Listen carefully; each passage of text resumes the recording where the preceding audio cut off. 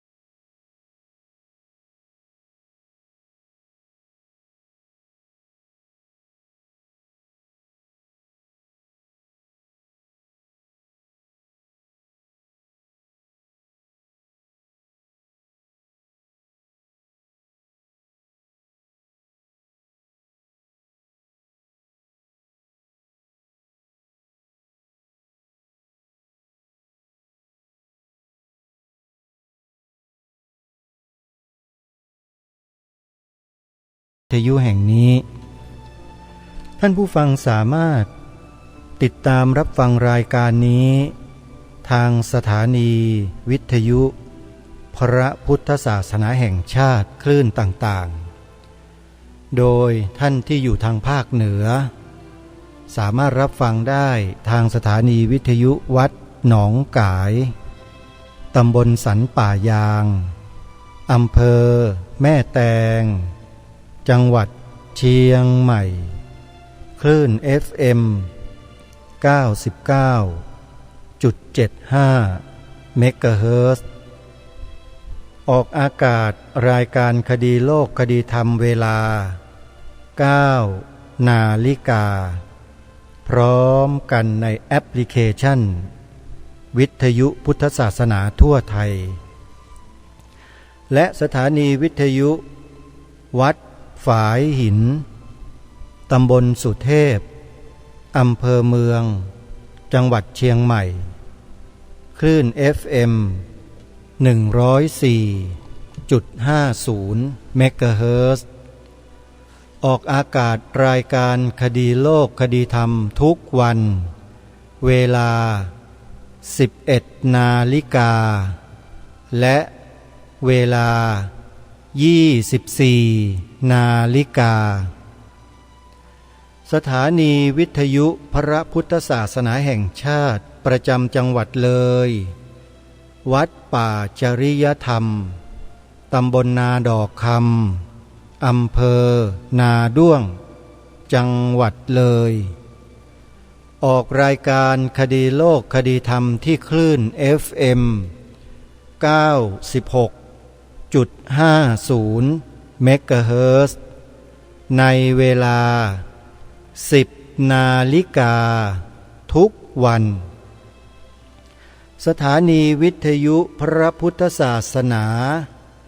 จังหวัดเลยวัดศรีอุดมวงศ์ตำบลศรีสงครามอำเภอวังสะพุงจังหวัดเลยคลื่น FM 101.75 เมกะเฮิรตซ์ออกรายการคดีโลกคดีธรรมเวลา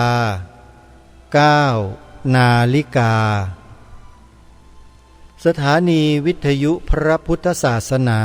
ประจำจังหวัดกาฬสินธุ์วัดอารามมงคลตำบลยางตลาด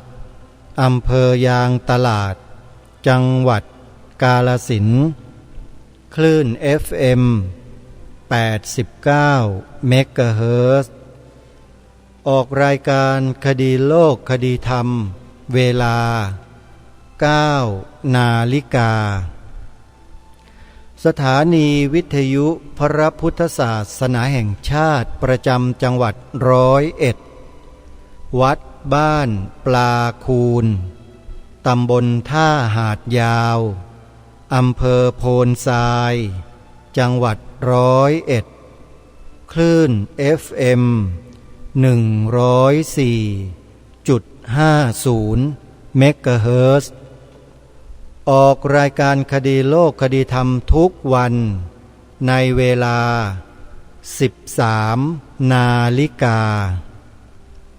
และสถานีวิทยุพระพุทธศาสนาประจำจังหวัดสุพรรณบุรีวัดสามชุกตำบลสามชุกอำเภอสามชุกจังหวัดสุพรรณบุรีคลื่น FM 100.25 เมกะเฮิรตซ์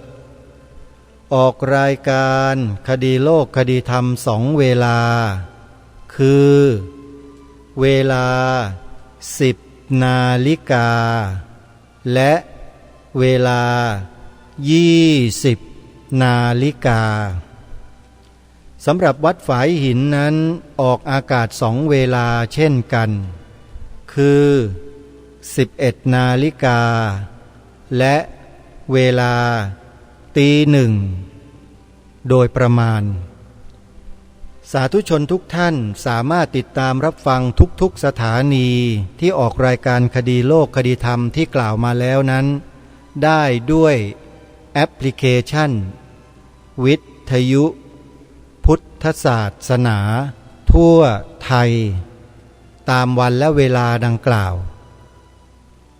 ท่านสาธุชนผู้ฟังทุกท่านณขณะนี้พระบรมสารีริกธาตุขององค์สมเด็จพระบรมศาสดาสัมมาสัมพุทธเจ้าและพระอรหันตธาตุของพระอัครสาวกเบื้องซ้ายเบื้องขวาของพระสัมมาสัมพุทธเจ้าคือพระสารีบุตรพระโมคคัลลานะปัจจุบันประดิษฐานอยู่ณวัดมหาธาตุวชิระมงคลจังหวัดกระบี่ได้ประดิษฐานมาตั้งแต่วันศุกร์ที่15มีนาคมเมื่อวานนี้เป็นต้นมาสาธุชนท่านใดที่อยู่ทางภาคใต้ท่านไม่ควรที่จะพลาดโอกาสอันดีของชีวิต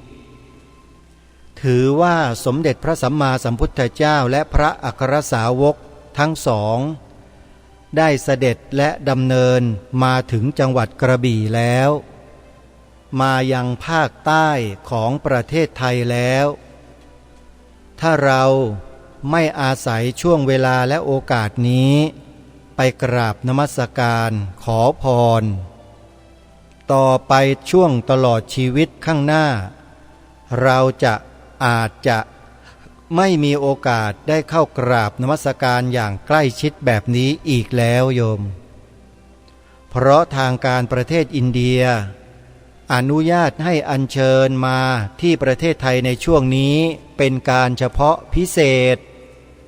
เพราะเป็นปีมหามงคลเฉลิมพระชนมพรรษาพระบาทสมเด็จพระเจ้าอยู่หัว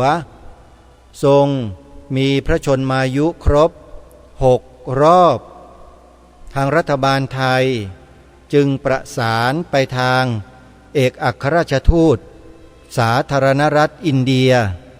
หรือสหพันธรัฐอินเดียเพื่อขออัญเชิญพระบรมสารีริกธาตุที่ทางประเทศอินเดียได้เก็บรักษาไว้ในพิพิธภัณฑ์อย่างหนาแน่นอัญเชิญมาเป็นการชั่วคราวเพื่อเป็นการเฉลิมฉลองวันมหามงคลดังกล่าวในประเทศไทยของเราและได้กำหนดจังหวัดและสถานที่ประดิษฐานเอาไว้ครบทุกประการแล้วที่ผ่านมาได้อัญเชิญเสด็จประดิษฐานณมณฑลพิธีท้องสนามหลวงในระหว่างวันที่24กุมภาพันธ์จนถึงวันที่3มีนาคมจบไปแล้วที่2ได้อัญเชิญไปยังอุทยานหลวงราชพฤกษ์ภายในหอคำหลวงจังหวัดเชียงใหม่เพื่อประดิษฐานไว้ณสถานที่ดังกล่าวเป็นเวลา4 วันคือวันที่5ถึงวันที่8มีนาคมก็จบไปแล้วครั้งที่3สถานที่ที่3ที่ได้อัญเชิญเสด็จไปประดิษฐานณวัดมหาวนารามอำเภอเมืองจังหวัดอุบลราชธานีตั้งแต่วันที่10ถึงวันที่13มีนาคมก็เสร็จสิ้นไปแล้วหมาดๆและณวันนี้เวลานี้ไปจนถึงวันที่18มีนาคมเป็นวันสุดท้ายแล้วองค์สมเด็จพระสัมมาสัมพุทธเจ้าเสด็จประดิษฐานประทับอยู่ณมณฑลพิธีวัดมหาธาตุวชิรมงคล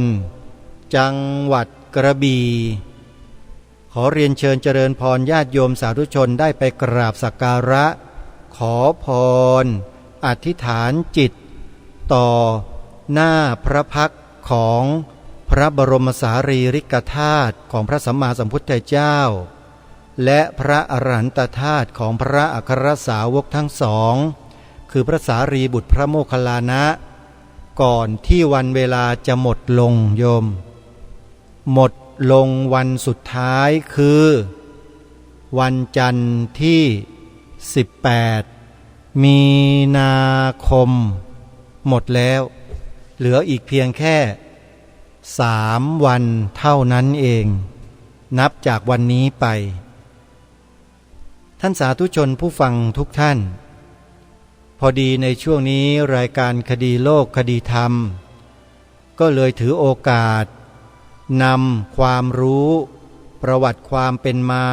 ของพระบรมสารีริกธาตุที่มีปรากฏอยู่ในโลกใบนี้เนี่ยมานำเสนอผ่านรายการเพื่อให้เราได้ศึกษาเรียนรู้ไปในช่วงเวลาอันเป็นมหามงคลนี้โดยพร้อมเพรียงกันจึงได้นำบทความจากหนังสือที่มีชื่อว่าพระบรมสารีริกธาตุมาอ่านให้สาธุชนได้สดับรับฟังกันซึ่งเราก็ได้ศึกษาเรียนรู้ถึงความเป็นมาเป็นไปกันจนพอสมควรแล้วก็มาถึงในช่วงของเนื้อหาที่เกี่ยวกับพระบรมสารีริกธาตุอันประทานหายไปจากโลกนี้ในที่นี้ท่านจะเขียนไว้บันทึกไว้ด้วยหลักฐานที่มีปรากฏว่าอย่างไรนั้นเดี๋ยวสักครู่หนึ่งเรามาติดตามรับฟังกันว่าการอันตรธานไปแห่งพระบรมสารีริกธาตุของพระสัมมาสัมพุทธเจ้าเรานั้นจะเสด็จอันตรธานหายไปจากโลกนี้ด้วยวิธีแบบไหนอย่างไรมีบันทึกจารึกแสดงไว้ถึงพระพุทธดำรัสที่องค์สมเด็จพระสัมมาสัมพุทธเจ้าตรัสเรื่องนี้ไว้หรือไม่เดี๋ยวสักครู่เราไปติดตามรับฟังกันในเบื้องต้นนี้ขอแจ้งข่าวประชาสัมพันธ์บอกกับสาธุชนชาวพุทธที่ท่านมีศรัทธาเลื่อมใสในหลวงพ่อพระครูธรรมธรสุมนนันทิโกอดีตเจ้าอาวาสวัดจากแดงอำเภอพระประแดงจังหวัดสมุทรปราการให้ทราบสักเล็กน้อยว่าที่วัดจากแดงจัดงานบำเพ็ญกุศลทักษิณานุปทานและชาปนกิจสรีระสังขารหรือว่าเผาศพของท่านพระครูธรรมธรสุมนนันทิโก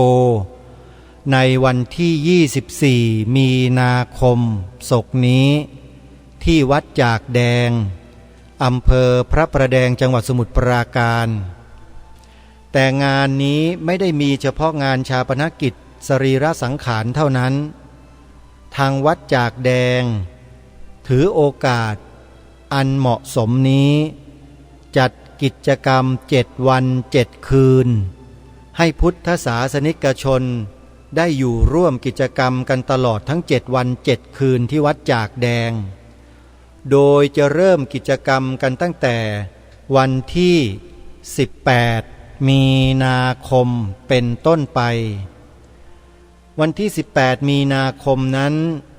เวลา 9 นาฬิกาเป็นพิธีเริ่มงานจะเริ่มด้วยการสวดสาธยายพระไตรปิฎกที่พระเจดีย์จนถึงเวลา 10:30 นาทีจากนั้นหลังเพลเวลา 13 นาฬิกาจะประกอบพิธีขอขมาและแสดงเทศนาโดยพระราชวชรบัณฑิตเจ้าอาวาสวัดจากแดง18 นาฬิกาตอนเย็นมีการแสดงพระธรรมเทศนา1 กัน19 นาฬิกาสวดพระอภิธรรม7 คัมภีร์และจากนั้นเวลา 20 นาฬิกาเป็นต้นไปจนกระทั่งถึงวันรุ่งขึ้นวันใหม่มีการสวดสาธยายคัมภีร์มหาปัฏฐานตลอดทั้งวันทั้งคืน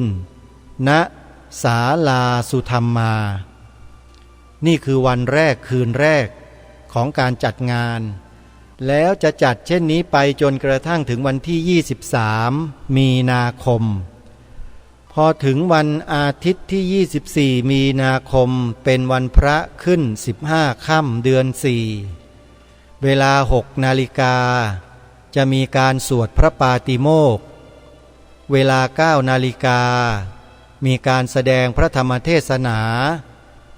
และเวลา 10 นาฬิกา 30 นาทีมีสวดมาติกาบังสุกุลถวายเพลพระเวลา 15 นาฬิกามีการแสดงพระธรรมเทศนาโดยพระราชภาวนาวชิรยานวิปัสสนาวัดมเหยง 16 นาฬิกาพิจารณาผ้าบังสุกุลพระ62 รูปเวลา 17 นาฬิกามีพิธีประชุมเพลิงเวลา 19 นาฬิกาจะประกอบพิธีชาปนกิจสรีระสังขารจริงในช่วง1 ทุ่มนะโยมนะและวันรุ่งขึ้นวันจันทร์ที่ 25 มีนาคมช่วงเช้าก็จะมีพิธีบังสุกุลอัฐิแล้วก็รับภัตตาหารเป็นอันเสร็จพิธีเพราะฉะนั้นถ้าใครต้องการจะไปร่วมกิจกรรมอยู่ปฏิบัติกิจให้ครบทั้ง7 วันก็สามารถโทรศัพท์สอบถามได้ที่วัดจากแดงหมายเลขโทรศัพท์084 677 7588หรือ094 754 5751และในช่วงเวลาเดียวกันก็คือระหว่างวันที่21ถึง25 มีนาคมมีพิธีบำเพ็ญกุศลออกเมนพระราชทานเพลิงศพพระเทพกิติปัญญาคุณหรือท่านพระอาจารย์กิติวุฒโธภิกขุอดีตผู้ช่วยเจ้าอาวาสวัดมหาธาตุยุวราชรังสฤษฎ์อดีตผู้อำนวยการจิตภาวันวิทยาลัยจังหวัดชลบุรีณตำหนักสมเด็จพระสังฆราชคณะ1วัดมหาธาตุยุวราชรังสฤษฎ์เขตพระนครกรุงเทพมหานครขอเรียนเชิญศิษยานุศิษย์ในพระเดชพระคุณท่านเจ้าคุณพระเทพกิติปัญญาคุณทั้งฝ่ายบรรพชิตและคฤหัสถ์เข้าร่วมบำเพ็ญกุศลสวดพระอภิธรรมศพณตำหนักสมเด็จพระสังฆราชคณะ1วัดมหาธาตุยุวราชรังสฤษฎ์กรุงเทพมหานครตั้งแต่วันที่21 มีนาคมเป็นต้นไปจนถึงวันที่23 มีนาคมในวันอาทิตย์ที่24 มีนาคมเวลา 9 นาฬิกา 30 นาทีมีแสดงพระธรรมเทศนาเวลา 10 นาฬิกา 30 นาทีพระสงฆ์ทรงสมณศักดิ์10 รูปสวดพระพุทธมนต์เวลา 11 นาฬิกาถวายภัตตาหารเพลแด่พระสงฆ์120 รูปเวลา 12 นาฬิกาพระสงฆ์ทรงสมณศักดิ์10 รูปสวดมาติกาบังสุกุลเวลา 13 นาฬิกาเคลื่อนศพจากวัดมหาธาตุไปยังเมนวัดสะเกษราชวรมหาวิหารเวลา 15 นาฬิกา 30 นาทีทอดผ้าไตรบังสุกุลบนเมนจำนวน10 ไตรเวลา 16 นาฬิกาประกอบพิธีพระราชทานเพลิงศพใครที่จะไปร่วมพิธีพระราชทานเพลิงศพท่านเจ้าคุณกิติวุฒโธภิกขุหรือพระเทพกิติปัญญาคุณก็สามารถเดินทางไปร่วมกิจกรรมงานกันได้ณวัดสะเกษราชวรมหาวิหาร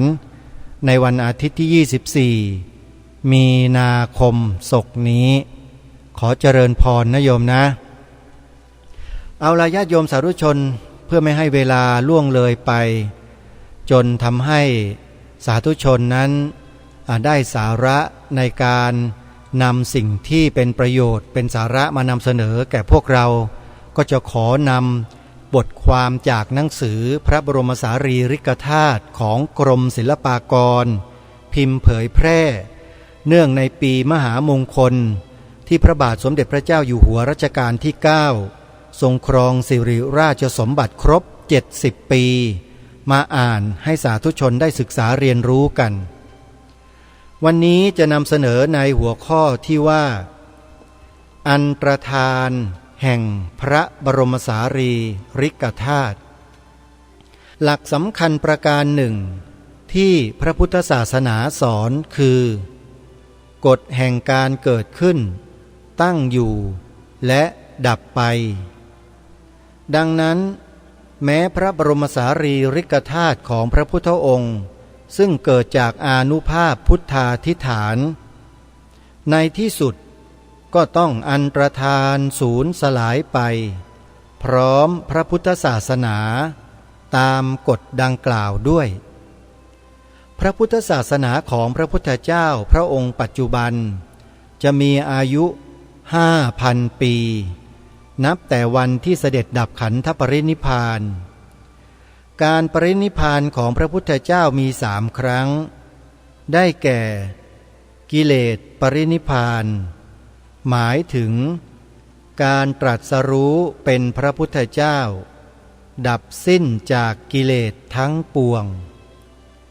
ขันธปรินิพพานคือการเสด็จดับสิ้นพระชนชีพณสาลวโนทยานใกล้เมืองกุสินาราและพระบรมธาตุปรินิพพานคือการดับสิ้นแห่งพระบรมสารีริกธาตุการปรินิพพานทั้ง3 ครั้ง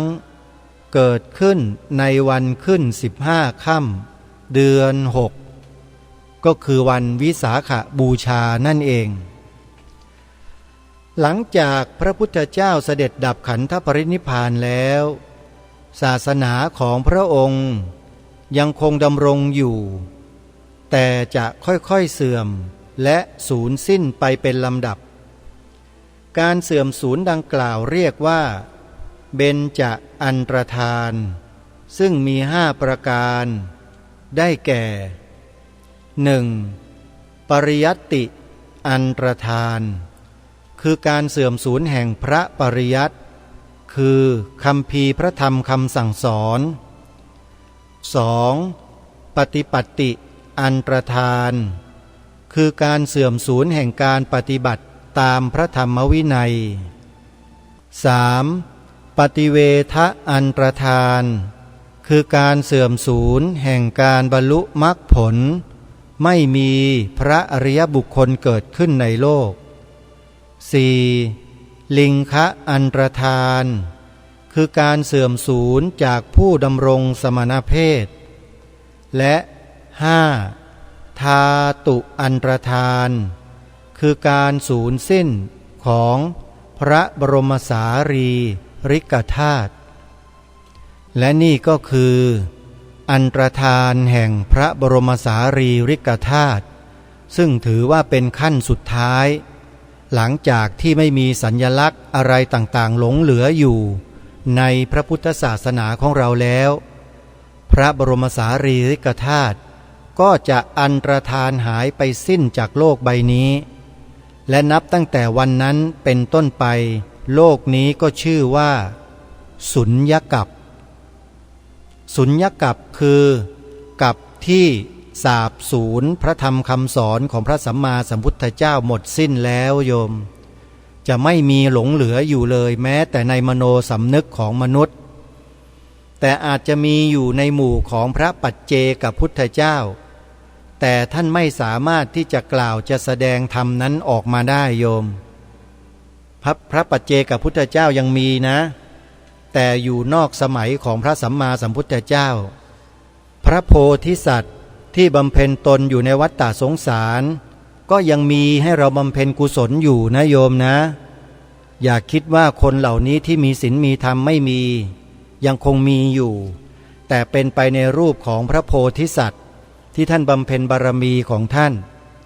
เพราะฉะนั้นไม่ต้องกังวลว่าศาสนาของพระสัมมาสัมพุทธเจ้านั้นจะสูญสิ้นไปหมดโลกนี้เสียแต่ทีเดียวก็หาไม่ได้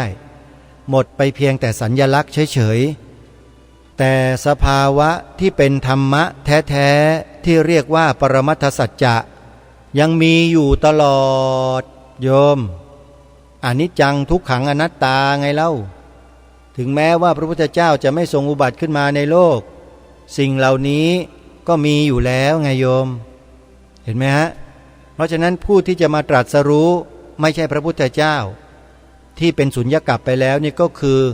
พระปัจเจกพุทธเจ้ายังจะสามารถบรรลุกันได้นะโยมนะเพราะฉะนั้นอย่าวิตกกังวลอะไรมากโยมถึงแม้ว่าพระพุทธศาสนาจะอันตรธานไปจากโลกแล้วก็ตามแต่ยังมีพระบรมโพธิสัตว์พระโพธิสัตว์ทั้งหลายทั้งปวงที่บำเพ็ญบารมีอยู่ในวัฏสงสารเนี่ยยังผลัดกันเวียนว่ายตายเกิดเป็นมนุษย์เป็นสัตว์เดรัจฉานเป็นเทวดาเป็นมนุษย์เป็นสัตว์เดรัจฉานเป็นเทวดากันอยู่อย่างนี้แหละบำเพ็ญกันไปตลอดแล้วเมื่อถึงเวลาหนึ่งที่โลกใบนี้จะต้องรองรับการอุบัติขึ้นของพระสัมมาสัมพุทธเจ้าพระองค์สุดท้ายก็จะมาถึงอีกไม่นานเหมือนกันโยมขอให้เราตั้งใจบำเพ็ญคุณงามความดีกันไว้เถอะอย่าท้อแท้อย่าท้อถอยอย่าเบื่อบุญนะโยมนะมีพระให้บอกบุญให้ทำบุญเนี่ยโยมถือว่าโชคดีที่สุดแล้วนะโยมถ้าไม่มีพระเหลืออยู่โยมจะไปทำบุญกับผีที่ไหนล่ะโยมแล้วจะได้บุญสักเท่าไหร่ล่ะโยมนะอันนี้ไม่ได้ดูถูกผีนะอย่ามาหลอกกันเด้อเพราะฉะนั้นสาธุชนผู้ฟังทุกท่านเรื่องของพระบรมสารีริกธาตุอันตรธานนี้เราอย่าไปแสดงอาการวิตกกังวลกลัวนู่นกลัวนี่ไม่ต้องไปกลัวโยมเป็นเรื่องธรรมดาเป็นสิ่งที่มันเป็นอยู่อย่างนี้แหละในโลกในจักรวาลของเราเนี่ยไม่มีใครสามารถจะบีบบังคับหรือไปบังคับให้เป็นไปอย่างนั้นอย่างนี้ตามที่ตนปรารถนาได้เลยโยมทุกอย่างเป็นไปโดยธรรมชาติหมดขอให้เรายึดหลักคำสอนพระสัมมาสัมพุทธเจ้าไว้ให้มั่นคงเถอะที่พระพุทธองค์ตรัสสอนเรามากที่สุดมากที่สุดมากที่สุดเลยอะรูปังอนิจจังเวทนาอนิจจาสัญญาอนิจจาสังขาราอนิจจาวิญญาณังอนิจจังรูปังอนัตตาเวทนาอนัตตาสัญญาอนัตตาสังขาราอนัตตาวิญญาณังอนัตตาสัพเพสังขาราอนิจจาสัพเพธัมมาอนัตตาติที่เราสวดกันทุกเช้าทุกเช้าทุกเช้าเนี่ยโยมพยายามสวดไปแล้วพิจารณาตามไปด้วยทุกวันทุกวันทุกวันน่ะเดี๋ยวซึมเข้าไปสู่ก้นบึ้งหัวใจแล้วแสงสว่างแห่งธรรมก็จะค่อยๆปรากฏเรืองแสงขึ้นเรืองแสงขึ้นสว่างขึ้นสว่างขึ้นเจิดจ้าขึ้นเจิดจ้าขึ้นพอแสงสว่างมีมากเท่าไหร่ความมืดมันก็หายไปเท่านั้นโยมความมืดมนอนทการของดวงจิตของมนุษย์มันจะหายความมืดมนอนทการไปเพราะมีแสงแห่งธรรมปรากฏเพราะฉะนั้นการสวดสาธยายมนต์พระสัมมาสัมพุทธเจ้าแล้วเกิดความรู้ความเข้าใจในขณะสาธยายอยู่นั้นสามารถทำให้แสงแห่งธรรมประกายแสงออกมาในใจได้นะโยมนะแล้วยิ่งฟังธรรมะแล้วรู้เรื่องเข้าใจธรรมะเนี่ยยิ่งแสงสว่างเกิดขึ้นได้ไวมากทางรายการจึงมารณรงค์บอกให้พวกเราเนี่ยดาวน์โหลดธรรมะไปฟังกันตลอด24ชั่วโมงดาวน์โหลดแอปพลิเคชันที่ชื่อว่าวิทยุพุทธศาสนาทั่วไทยจิตใจเราจะได้สว่างไสวไม่ได้ถูกความมืดมนอนทการครอบงำอีกต่อไปโยมโหลดไปฟังนะโยมนะได้บุญได้กุศลมากมายเลยอย่าเก็บไว้คนเดียวนะมีของดีเนี่ยแจกธรรมะเป็นทานโยมบอกผู้อื่นให้ดาวน์โหลดต่อนี่คือการให้ธรรมะเป็นทานนะพระพุทธเจ้าตรัสแสดงไว้ชัดเลยว่าสัพพทานังธรรมทานังชินาติการให้ธรรมะเป็นทานชนะการให้ทั้งปวงเห็นไหมการบอกต่อให้ผู้อื่นดาวน์โหลดแอปพลิเคชันวิทยุพุทธศาสนาทั่วไทยเพื่อให้เขาศึกษาเรียนรู้ธรรมะจากการฟังเนี่ย เรานี่แหละผู้บอกได้บุญตัวเขาเองฟังก็ได้บุญมีแต่บุญไปต่อบุญมีแต่ดีไปต่อดีแล้วประเทศนี้จะดีหรือจะไม่ดีละโยมดีใช่ไหมก็อยู่ที่เราไงว่าเราจะทำไหมล่ะความดีเนี่ยช่วยกันทำนะโยมนะทำดีเพื่อพระพุทธศาสนาเท่ากับทำดีเพื่อชาติบ้านเมืองแต่ถ้าการทำดีเพื่อชาติบ้านเมืองเนี่ยก็เท่ากับว่าเป็นการทำดีเพื่อพระพุทธศาสนาเหมือนกันแต่การทำดีเพื่อชาติต้องทำให้ถูกตรงด้วยนะถ้าทำดีเพื่อชาติไม่ถูกตรงพระพุทธศาสนาก็ไม่ได้ประโยชน์แถมอาจจะถูกทำลายล้างลงได้ด้วยถ้าหากว่าเราทำดีเพื่อชาติผิดฝาผิดตัวโยมระวังคำนี้ให้ดีนะอย่าคิดว่าเป็นคำพูดเล่นๆทำดีเพื่อชาติผิดฝาผิดตัวถามว่ามีจริงไหมมีจริงๆโยมต้องการจะรู้ไหมว่ามันมีลักษณะเป็นเช่นไรทำดีเพื่อชาติผิดฝาผิดตัวเนี่ยโยมไปฟังคลิปใน YouTube ชื่อคลิปใน YouTube ชื่อว่าสมาคมปกป้องพระพุทธศาสนาโยมพิมพ์ชื่อนี้ไปฟังเลย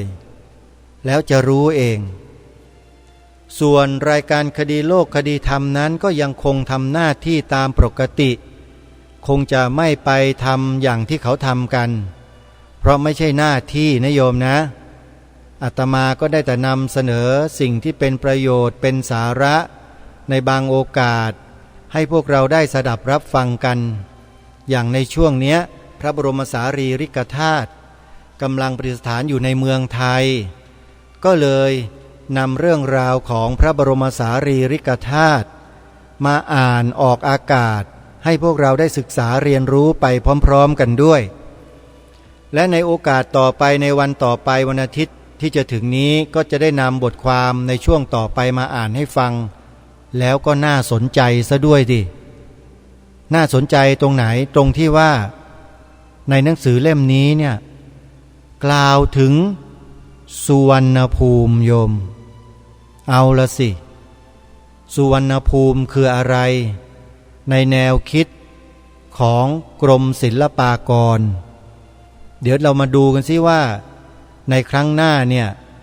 กรมศิลปากรเขาจะเขียนถึงสุวรรณภูมิไว้ในรูปแบบไหนอย่างไรจะเหมือนกับหนังสือพระพุทธสุวรรณภูมิปกรณ์ที่เป็นรจนาของพระมหาเถระในสมัยโบราณหรือไม่และจะมีเนื้อหาที่ตรงกันมากน้อยเพียงใดนี่แหละคือสิ่งที่เราจะต้องศึกษาเรียนรู้ไปด้วยกันนะในเมื่อทางส่วนราชการสำคัญคือกรมศิลปากรผู้รับผิดชอบดูแลเรื่องโบราณวัตถุจารีตวัฒนธรรมประเพณีด้านศิลปะวัตถุวัฒนธรรมประเพณีของชาติบ้านเมืองเนี่ยเขาจะเขียนถึงสุวรรณภูมิไว้อย่างไรจะเหมือนกับที่ทางรายการได้เคยนำเสนอผ่านรายการหรือไม่ที่ทางรายการนำเสนอเรื่องสุวรรณภูมิผ่านรายการคดีโลกคดีธรรมเนี่ยหมายถึงสุวรรณภูมินั้นคืออาณาจักรหนึ่งบนผืนแผ่นดินที่เราอาศัยอยู่ในปัจจุบันนี้แหละเขาเรียกสมัยนั้นว่าแผ่นดินสุวรรณภูมิญาติโยมและไม่ใช่เรียกเฉพาะในประเทศไทยเราเท่านั้นนะมีปรากฏอยู่ในคัมภีร์โบราณของประเทศอินเดียด้วยในสิงหนคือในลังกาก็มีด้วยว่าดินแดนแถบนี้คือสุวรรณภูมิและผืนแผ่นดินสุวรรณภูมิของเรานี้แหละก็มีความสัมพันธ์เชื่อมโยงกับแผ่นดินชมพูทวีปหรือประเทศอินเดียในปัจจุบันนี้มาแต่โบราณแล้วด้วยไม่ว่าในเชิงของการค้าธุรกิจทำมาค้าขายข้ามประเทศข้ามแผ่นดิน ที่มีการโดยสารกันมาทางเรือสำเภาแบบโบราณก็มาจากแผ่นดินชมพูทวีปมาสู่แผ่นดินของสุวรรณภูมิของเรานี้แหละเพราะฉะนั้นสุวรรณภูมิชื่อนี้จึงมีปรากฏอยู่ในแบบแผนของโบราณคดีในต่างประเทศแถบตะวันออกไกลมากมายหลายที่เลยโยมและโดยเฉพาะที่ชัดเจนที่สุดก็คือครั้งที่สมเด็จพระเจ้าอโศกมหาราชได้ส่งพระสมณทูตมาเผยแผ่พระธรรมคำสอนของพระสัมมาสัมพุทธเจ้ายังดินแดนต่างๆทั่วหลายทวีปในโลกและหนึ่งในนั้นก็คือสุวรรณภูมิของเรานี่แหละและที่พระพุทธศาสนายืนหยัดมาถึงพวกเราวันนี้ได้เนี่ยนะก็มาจากสุวรรณภูมิครั้งนั้นแหละที่พระโสนพระอุตระพระมหาเถระอีก3 รูปมีอุบาสกมีแม่ชีอุบาสิกาก็เดินทางมาช่วยกันเผยแผ่พระพุทธศาสนาของพระสัมมาสัมพุทธเจ้าในสมัยนั้นแล้วเป็นการเผยแผ่ได้ไวมากๆไวที่สุดแล้วกว้างไกลมากๆภายในไม่กี่ปีเอาพูดง่ายๆสมัยก่อนนั้นน่ะการเผยแผ่ธรรมของพระอรหันต์ในสมัยนั้นเร็วมากโยมเร็วมากๆเลยไม่กี่ปีพระธรรมคำสอนก็ฝังอยู่ในจิตใจของผู้คนแถบนี้ทั่วทุกหัวระแหงแล้วโยมไม่เช่นนั้นประเทศนี้แผ่นดินนี้จะรักษาความเป็นพระพุทธศาสนาในฐานะที่เป็นศาสนาประจำชาติมาจนถึงพวกเราวันนี้ได้ยังไงประมาณ 2,000 กว่าปีจริงไหมเพราะนั้นตรงนี้ถ้าเราพูดตามหลักเหตุผลแล้วสามารถที่จะกล่าวได้เลยแล้วก็ยืนยันได้ไม่มีใครมาหักล้างได้เลยโยมเพราะฉะนั้นทางรายการจึงรณรงค์ให้พวกเราเนี่ยยึดโยงอยู่กับความเป็นจริงของแผ่นดินผืนนี้คือพระพุทธศาสนาเป็นศาสนาประจำชาติไทยของเราไงเล่าโยมเห็นไหมล่ะเราต้องยืนยันความจริงข้อนี้ด้วยวาจาของเราต้องออกมาแล้วให้คนได้ยินไม่ใช่เก็บเงียบก็หายหมดสิฮะถ้าเก็บเงียบนี่จึงต้องมารณรงค์ให้เราใช้วาจาให้เป็นประโยชน์กล่าวความจริงข้อนี้ให้เกิดขึ้นเป็นรูปธรรมขึ้นมาให้เป็นจริงกันนะฮะข้อที่2ก็เหมือนกันถ้าไม่กล่าวสีขาวในธงชาติหายแน่ความหมายที่ถูกต้องหายหมดเพราะฉะนั้นจึงต้องมารณรงค์ให้กล่าวให้ถูกต้องว่าสีขาวในธงชาติไทยหมายถึงพระพุทธศาสนาเท่านั้นโยมกล่าวออกมาดังๆให้ลูกหลานเราได้ยินแล้วให้เขากล่าวความจริงนี้ตามร่วมกันช่วยกันนะเพื่อบ้านเพื่อเมืองของเรานะไม่ใช่เพื่อใครนะโยมนะฝากไว้ช่วงท้ายรายการวันนี้เวลาของรายการหมดท่านผู้ฟังต้องขอสมมุติยุติไว้แต่เพียงเท่านี้พบกับรายการได้ใหม่ในวันต่อไปขอความสุขความสวัสดีในธรรมแห่งองค์สมเด็จพระบรมศาสดาสัมมาสัมพุทธเจ้าจงปรากฏเกิดมีขึ้นในจิตใจของท่านผู้ฟังทุกท่านทุกคนเทอญขอเจริญพรกล้าคิดก็ต้องกล้าทำอย่ากลัวถ้าทำความดีเป็นศึกษาปัญหาให้ทันท่วงทีเมืองไทยจะพัฒนากว่านี้รายการดีคดีโลกคดีธรรมขอรำพันบรรยายความคิดเครื่องหมายแห่งสีทั้งสามงามถนัดขาวคือบริสุทธิ์สีสวัสดิ์หมายพระไตรรัตน์และธรรมะคุ้มจิตไทยแดงคือโลหิตเราใสซึ่งยอมสละได้เพื่อรักษาชาติศาสนาน้ำเงินคือสีโสภาอันจอมประชาพระโปรดเป็นของส่วนองค์จับริ้วเข้า เป็นไตรรงค์ยิ่งเป็นสีธงที่รักแห่งเราชาวไทยทหารอวตารนำไปยงยุทธวิชัยวิชิตก็ชูเกียรติสยามประเทศไทยที่เจริญมั่นคงมาได้จนถึงทุกวันนี้มิได้เกิดขึ้นจากความหวาดกลัวอย่างคลาดเขลา